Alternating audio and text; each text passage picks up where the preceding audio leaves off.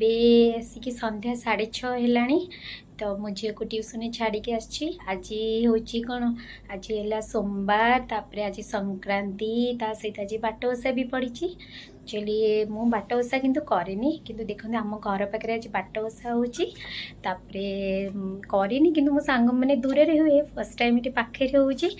ତ ମୁଁ ଯାଉଛି ଦେଖିବା ପାଇଁ। ଚାଲନ୍ତୁ ମୋ ସାଙ୍ଗରେ ଦେଖିବେ କେମିତି ସମସ୍ତେ ଓଷା କରୁଛନ୍ତି, ସେଇଟା ବି ଦେଖିବେ। ସାଙ୍ଗମାନେ ଦେଖନ୍ତୁ କେତେ ସୁନ୍ଦର ଝୋଟି ପଡ଼ିଛି, ପନ୍ଥି ହେଇଛି, ସବୁ ନୂଆ ପନ୍ଥି ବି କାଲି ହେଇଛି। ତାପରେ ଏଠି କଳସୀ ବି ବସିଛି।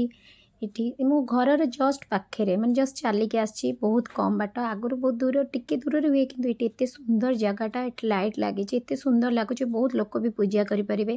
ତ 2 ଜଣ ମାଉସୀ ଯିଏକି ଆମ ଘର ପାଖରେ, ସେ ସବୁ ଜିନିଷ ଯୋଗାଡ଼ ଯନ୍ତ୍ର ପୂଜା ପାଇଁ ସବୁ କରୁଛନ୍ତି। ଧୀରେ ଧୀରେ ଅନ୍ୟ ସାଙ୍ଗମାନେ ସମସ୍ତେ ଆସିବେ, ତାପରେ ପୂଜା ଆରମ୍ଭ ହେବ। ତାପରେ ଏଇ ପୂଜା ତ ମୁଁ କେବେ କରିନି, କେମିତି ହୁଏ ବି ଜାଣିନି। ଏତେ କଥା ଜାଣିବାକୁ ପାଇଲି ଏଥିରେ, ମାନେ ନୂଆ ନୂଆ ଜିନିଷ ଯେଉଁଟାକି ଅନ୍ୟ କେଉଁ ପୂଜାରେ ହୁଏନି। ଯେମିତି ଏଇଠି ମେନ୍ ହେଲା ଯମଙ୍କୁ ବି ପୂଜା କରାଯାଏ।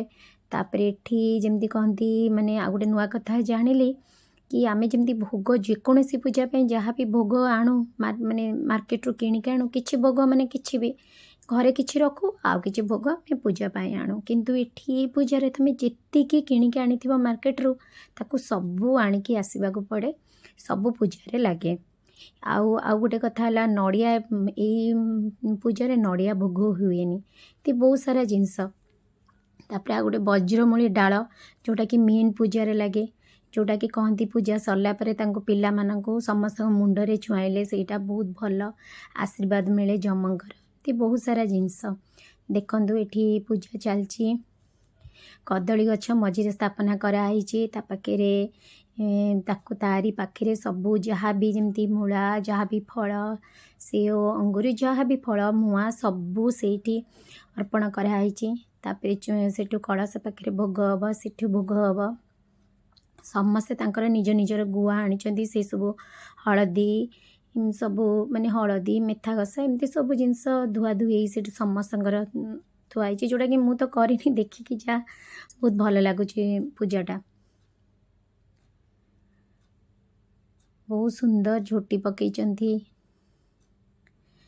ଏ ଜାଗାଟା ସୁନ୍ଦର, ଦେଖିଥିବେ ଦୂରରୁ କେତେ ସୁନ୍ଦର, ବିରାଟ ବଡ଼ ବରଗଛଟେ, ବହୁତ ଭଲ ଲାଗୁଥିଲା।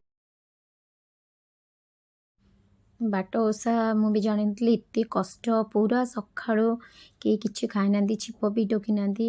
ଖାଲି ଜଣେ 2 ଜଣ ଯେଉଁ ମାଉସୀ, ସେ ଟିକେ ତାଙ୍କ ବୟସ ହେଲାଣି, ସେମାନେ ପାଣି ପିଇଛନ୍ତି, ଅନ୍ୟମାନେ ପାଣି ବି ପିଇନାହାନ୍ତି। ସକାଳୁ ଏପର୍ଯ୍ୟନ୍ତ ଅଛନ୍ତି। ପୂଜା ସାରିଲା ପରେ ସେମାନେ ଭୋଗ ଖାଇବେ।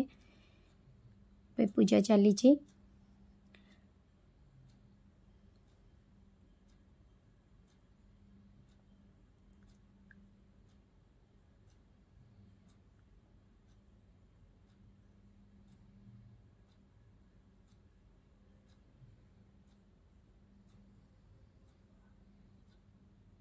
ଜଣେ ବୁଢ଼ୀ ମାଉସୀ ଆସିଥିଲେ, ସେ ଏତେ କ୍ୟୁଟ୍ ଥିଲେ। ତାପରେ ହଳଦୀ ପାଣି ସରିଲା ପରେ, ତାପରେ ଆଉ ଏମିତି ସେମାନେ ପୂଜା କରିଛନ୍ତି। ତାପରେ ବିଭିନ୍ନ ପ୍ରକାର ଭୋଗ, ଯେମିତି କଦଳୀ, ସବୁ ପ୍ରକାର ଫଳ ସବୁ ଆସିଛି, ମୁଆଁ ସବୁ ଭୋଗ ହେଇଛି। ପୂଜା ଚାଲିଛି ସାଙ୍ଗମାନେ। ତାପରେ ମୁଁ ଯେମିତି କହୁଥିଲି, ମୋର ବିଫୋର୍ ଯେଉଁ ବ୍ଲଗ୍, ମୁଁ ଗୁରୁବାର ଦିନ ଆମର ମାଣବସା ଭିଡ଼ିଓ କରିଥିଲି। ତାପରେ ଆଉ 2 ଦିନ ହେଲାଣି କିଛି ବି କରିପାରୁନି। ଏମିତି ବି ପ୍ରବଳ ଥଣ୍ଡା ପଡ଼ୁଛି, ତା ସହିତ ମୋ ଝିଅର ବି ଏକ୍ଜାମ୍ ଚାଲିଛି, ଯେଉଁଥିପାଇଁ ମୁଁ ଟିକେ ବିଜି ହେଇଯାଉଛି। ଆଉ ସେଥିପାଇଁ ମୁଁ ବେଶୀ କିଛି କରିପାରୁନି। ଆଉ ଯାହା ତାପରେ ମୁଁ ବି ଯେମିତି ଆଜି ଟିକେ କିଛି ପୂଜା ଥିଲା ଶୁଣିଲି, ସେଥିପାଇଁ ଗୋଟେ ଛୋଟ ଭିଡ଼ିଓ କରିଦେଲି। ଦେଖନ୍ତୁ ଏବେ ପୂଜା ସରି ଆସିଛି। ତାପରେ ସମସ୍ତେ ମିଶି ସେଇ ବଜ୍ରମୂଳି ଡାଳରେ ପୂଜାର 4 କଡ଼ ଯାକ 7 ଥର ସେମାନେ ସେଇ ଯେଉଁ ବାଟକୁ ସେମାନେ ଝାଡ଼ୁଛନ୍ତି।